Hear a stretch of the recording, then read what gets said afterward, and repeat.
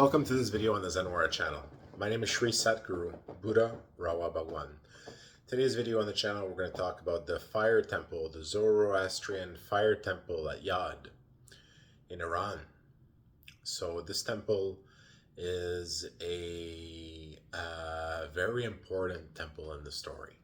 Okay, so it's a temple where there is a flame that has been burning for 1500 years. Okay, so just think about that for a second. Now, there are such flames that have been burning for a very long time, like the flame in Varanasi. But this temple, for 1500 years, okay, this flame has existed, and it's actually had a whole story of how the flame was moved and kept and preserved and saved and all these different things, right? So what is the story of the flame? Okay, what is the story of the temple? Well, the story of the flame is that the flame went through a move, basically, that brought it to where it is today. And the story of the flame is the story of the flame of the fire temples. So go back in time here. So when Zoroastrianism was at its peak, okay, and when this flame was first lit, okay, at that time, there was certain knowledge that is less prevalent in the world today. And one of that knowledge, okay, was of the friends of God. Okay, so you can call them the friends of God, right? So these are a set of beings that are logical and potentially benefactory beings that are friends of God, okay, which are essentially vital beings, right, which exist. And at the time, there was a practice that was known to light a flame, okay, and to invite into the flame a being of power. Okay, so the flame becomes alive, okay, becomes conscious with a being of power that basically enters the flame. So it was a practice at the time to invite one of these friends of God, as they're called, into the flame, okay? And so the flame becomes conscious, okay, and able to interact with the world outside of it. And there is now a living being within the flame, okay? And this living being does everything in its power, obviously, to ensure its survival. That makes sense, right? As most living beings do, right? Except in dire circumstances. So the fire at Yazd, at the fire temple, the Zoroastrian temple, is one of these flames.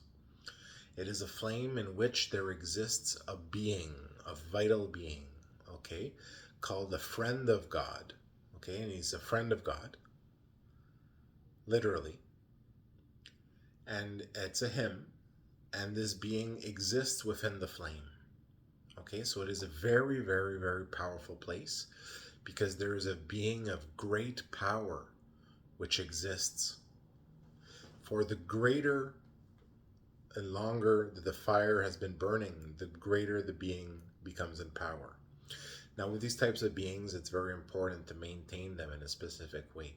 So there's a certain ritual, okay, and keepers of the flame, okay, at the fire temple in Yazd, and they have cycles that they go through of keeping the flame, okay, and there's a whole ritual and there's a whole vidya and story associated to the keepers of the flame, okay, as the flame can invite someone to become a keeper of the flame, right? For the flame trusts the keeper of the flame with the flame.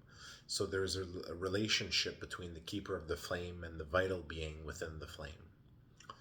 And this vital being is very powerful and can affect events around it and the area around it, right? It is a very powerful being. It is a vital being that exists within the flame and that seeks to continue existing. So it has its whole cycle to maintain it and all that. And what it does is it gives prosperity to the people of its community, basically. So it gives basically that to them. right? It gives basically blessings to the people of its community, right? To the people which come to the flame, right? So people go to the flame to communicate with this being, are called potentially to communicate with this being, called to the flame, called to the fire temple in their life. And at that point, they are face to face with this being, which is realistically overwhelmingly powerful compared to a normal human being. Because for thousands of years, right, this being has developed, right? And this being existed before the flame as well, but developed within the flame, right? So the flame serves as a catalyst for its development as well, right? So it goes within the flame and it chooses to exist within the flame, right? So that it can interact with the world much more effectively, as well as the flame is a medium of communication for it to exist and interact with the world around it. So it gives it a body within the world. Okay, so the flame becomes the body of the vital being that exists within the flame. In the practice of Zoroastrianism, this was done bringing one of the friends of God into a fire, because it was known that that friend of God would bless the community, would bless the world as a friend of God, right? And yes, it is a being of great power, right? Of considerable strength, right? And the ability to interact with people and to send people visions and to do all kinds of spiritual processes with people, right? It is a strong, powerful being that exists, a friend of God that exists within the flame. And this is the tradition and the story of the flame that has been burning for 1500 years at Yazd Temple. Okay, there is a being within the flame that exists within the flame, that retains consciousness, that interacts, that thinks, that thrives, right? And now in its growth, it's very important for its growth to be contained within the container in which it is, right? Because it cannot grow exponentially. It has to contain its growth, right?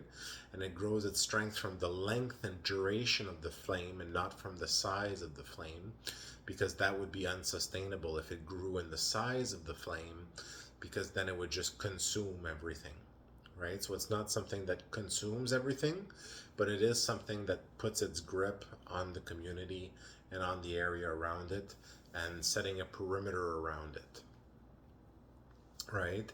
So there's a perimeter that's set always around these beings of power usually.